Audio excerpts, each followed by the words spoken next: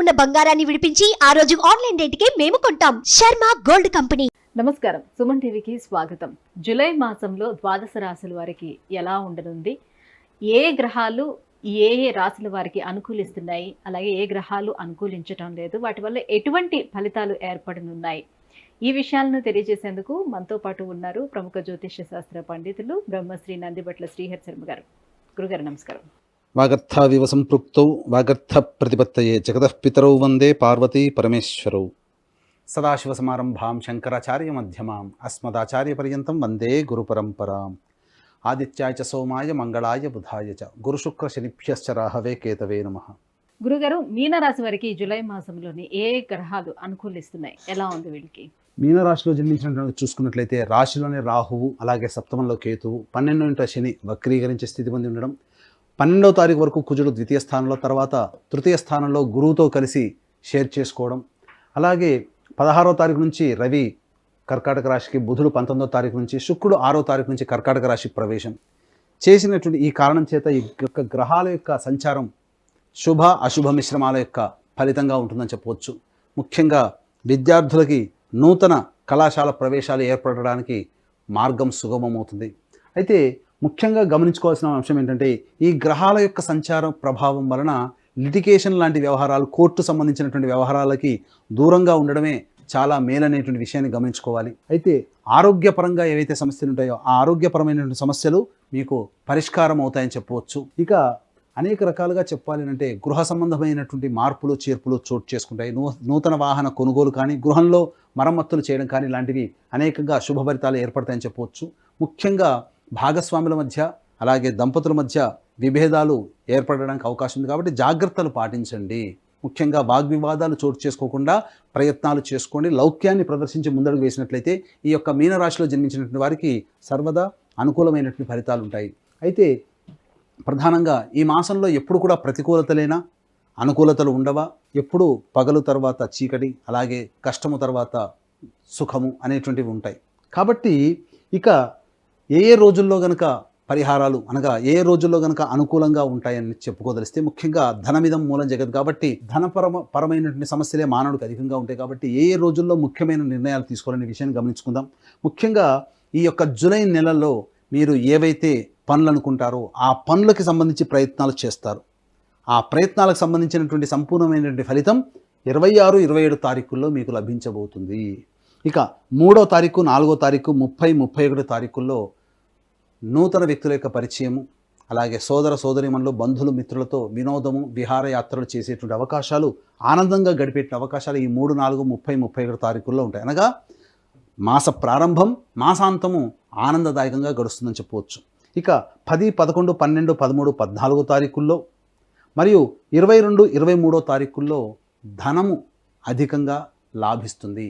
వ్యాపార రంగంలో ఉన్నటువంటి వారికి అధిక ధన ప్రాప్తి కలుగుతుంది. అలాగే ఉద్యోగంలో ఉన్నటువంటి వారికి పదోన్నతితో కూడుకున్నటువంటి స్థితి కానీ, లేదా ఇంక్రిమెంట్లు కానీ లభిస్తాయని చెప్పవచ్చు. ఇక ఈ వ్యక్తులతో మనం ఇచ్చినటువంటి డబ్బు ఇక రాదు అని చెప్పి మీరు ఆశ వదులుకుంటారో ఆ వ్యక్తుల నుంచి మీకు ఇంటిమేషన్ లభించడం, కొంతవరకు ధనప్రాప్తి, ఆకస్మికమైనటువంటి ధనప్రాప్తి లభించడం జరుగుతుంది. ఇక 19, 20, 21 తారీఖుల్లో ప్రధానంగా ఉద్యోగ సంబంధమైనటువంటి విషయాల్లో కీలక నిర్ణయం తీసుకుంటారు. అలాగే ఉద్యోగ మార్పుకి కానీ, ఉద్యోగ బదిలీలకి కానీ సంబంధించినటువంటి ప్రయత్నాలు మీకు ఈ 19, 20, 21 తేదీల్లో అనుకూలిస్తాయని చెప్పవచ్చు. భవిష్యత్ ఆశాజనకంగా ఉండే నిర్ణయాలు ఈ 19, 20, 21 తారీఖుల్లో మీ జీవితంలో ఏర్పడబోతున్నాయి. కాబట్టి దానికి అనుగుణంగా మీ భవిష్యత్తు ఆధారమై ఉంటుందని చెప్పవచ్చు. కాబట్టి ఏతావాత ధన ప్రవాహము అధికంగా ఉన్నటువంటి కారణం చేత ఏదైనా కానీ ఖర్చు పెట్టాలి, ధనం కోసం ఎదురు చూసేవాళ్ళు 10, 11, 12, 13, 14 తారీఖుల్లో, 22, 23 తారీఖుల్లో కనుక మీరు ప్లాన్ చేసుకున్నట్లయితే అంతా మీకు మంచి జరుగుతుందని చెప్పవచ్చు. ఇక శుభం గురించి చెప్పుకున్నాం. ఇక ప్రతికూలతలు, అనుకూలంగా లేని రోజులు ఎలా ఉండబోతున్నాయి, ఎప్పుడెప్పుడు వీటికి సంబంధించినటువంటి నియమాలు పాటించాలని అనుకున్నప్పుడు ముఖ్యంగా 15, 16, 24, 25 తారీఖుల్లో అధిక ధన వ్యయం అయ్యేటువంటి అవకాశాలు ఉన్నాయి. కాబట్టి ఖర్చు పెట్టాల్సినటువంటి సందర్భం వచ్చినప్పుడు ఈ 15, 16, 24, 25, 3, 4, 28, 29 తారీఖులు మీరు వదులుకోవడమే చాలా మంచిదని గమనించాలి. 10 రూపాయలతో వస్తువు కొనుక్కుందాం అనుకుంటే 15 రూపాయలు ఖర్చు అయ్యేటువంటి అవకాశాలు ఉంటాయి. ఈ 3, 4, 28, 29, 15, 16, 24, 25 తారీఖుల్లో కాబట్టి జాగ్రత్తలు పాటించండి. ఇక 5వ తారీఖు 6వ తారీఖుల్లో గృహంలో మార్పులు చేర్పులకి ఖర్చులు అధికంగా ఉంటాయి, ప్రశాంతత ఉండదు, సంతృప్తి లేనటువంటి జీవితాన్ని పొందుతారు, తల్లిగారి ఆరోగ్యం పట్ల శ్రద్ధ వహించాల్సినటువంటి పరిస్థితి. ఇక 7, 8, 9 తారీఖుల్లో మానసికమైనటువంటి ప్రశాంతత లేని కారణం, అనుకున్నటువంటి పనులు పూర్తి కావేమో అనేటువంటి ఒక భయాందోళనలు మీ యొక్క మదిలో ఉండడం వల్ల ఇబ్బందికర పరిస్థితులు, ఏ పని ముందుకు సాగకుండా వృధా కాలయాపన జరిగేటువంటి అవకాశాలు ఉంటాయని చెప్పవచ్చు. ఇక ముఖ్యంగా 17, 18 తారీఖుల్లో మీ సంతానంతో విరోధం ఏర్పడేటువంటి అవకాశం ఉంటుంది. కాబట్టి మీ సంతానంతో మీకు వాగ్వివాదాలు చోటు చేసుకుంటాయి. కాబట్టి లౌక్యంతో వాటిని దూరంగా ఉండండి అని చెప్పవచ్చు. ముఖ్యంగా సంతానం కోసం ఎదురు చూసేటువంటి వ్యక్తులు ఎవరైతే ఉంటారో 17, 18 తారీఖుల్లో ఆ నిర్ణయాన్ని వాయిదా వేసుకోవడం అనేటువంటిదే చాలా మంచిదైనటువంటి విషయాన్ని గమనించుకోవాలి. ఏతావాత చెప్పుకొచ్చిందే శుభ అశుభ మిశ్రమాల ఫలితాలు ఈ యొక్క మీనరాశిలో జన్మించినటువంటి వారికి ఉంటాయి. కాబట్టి జాగ్రత్తగా మీరు చెప్పినటువంటి విధం, ఆ చెప్పిన రోజుల్లో కనుక మీ యొక్క నిర్ణయాలు కనుక ఉన్నట్లయితే తప్పకుండా మీకు మంచి జరుగుతుందని చెప్పవచ్చు. అయితే మీనరాశి వారికి ఏలిన నాటి శని ప్రభావం కూడా ఉన్నటువంటి కారణం చేత దైవానుగ్రహ ప్రభావము తప్పనిసరి.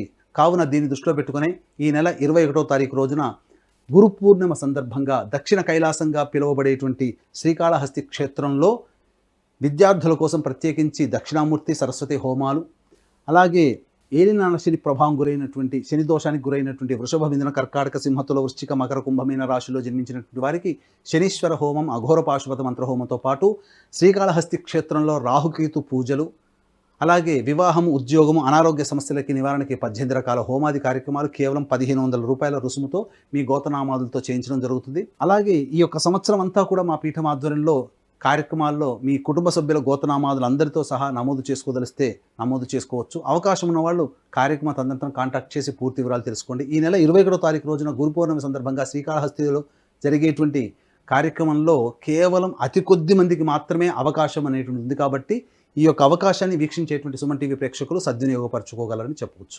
గురుగారు, ఇంకా ఎటువంటి పరిహారాలను పాటించాలి, ఏ దైవారాధన చేసుకోవాలి వీళ్ళు? ఈ యొక్క మీనరాశిలో జన్మించినటువంటి వారికి శుభాశుభ మిశ్రమం, గ్రహాల యొక్క అనుగ్రహం సంపూర్ణంగా లేని కారణం, అలాగే కర్మకారకుడైనటువంటి శని వక్రీకరించి ఉండడం, ఈ కారణం చేత చేపట్టేటువంటి ప్రతి పని మీకు 2-3 సార్లు చేపట్టాల్సినటువంటి పరిస్థితి రావడం, ఈ కారణం చేత ప్రతిరోజు కూడా కాలసర్పదోషముతో కొంత ఇబ్బంది పడేటువంటి అవకాశం ఉంది. కాబట్టి కాలభైరవ అష్టక పారాయణం ప్రతిరోజు రోజుకి 3 సార్లు పారాయణం చేయడం, అలాగే రావి చెట్టు చుట్టూ నారాయణాయ నమః అంటూ 27 సార్లు ప్రదక్షిణ చేసి తూర్పు వైపున కూర్చొని విష్ణు అష్టోత్తరం 3 సార్లు పారాయణం చేయండి. వెంట తెచ్చుకున్నటువంటి రాగి చెంబులో నీటిని ఆ రావి చెట్టు మొదట్లో వేసి వెనక్కి తిరిగి చూడకుండా ఇంటికి వచ్చేయండి. ఇక శనివారం రోజున వెంకటేశ్వర స్వామి వారికి అర్చనాభిషేకాదులు లేదా శ్రవణ నక్షత్రం రోజున వెంకటేశ్వర స్వామి వారి కళ్యాణం జరిపించండి. ప్రధానంగా మీరు ఏ సమస్యతో ఉంటారో ఆ సమస్య పరిష్కారం అవుతుంది. ముఖ్యంగా అనుకూలంగా లేని రోజులు మీ యొక్క జాతకరీత్యా 7, 8, 9, 15, 16, 24, 25, 3, 4, 28, 29 తేదీలు. ఈ తేదీలలో ధన వ్యయం అధికంగా ఉంటుంది. కాబట్టి జాగ్రత్తలు పాటించండి, మంచి శుభ ఫలితాలు పొందుతారని ఈ మీనరాశి వారికి చెప్పవచ్చు. గురుగారు, మీనరాశి వారికి జూలై మాసం ఎలా ఉంటుందని విశేషాలను తెలియజేసినందుకు ధన్యవాదాలు. సర్వం శ్రీ ఉమామహేశ్వర పరబ్రహ్మార్పణమస్తు. సుమన్ టీవీలో మీ పర్సనల్ అండ్ బిజినెస్ ప్రమోషన్స్ కోసం కింది నెంబర్కి కాంటాక్ట్ చేయండి.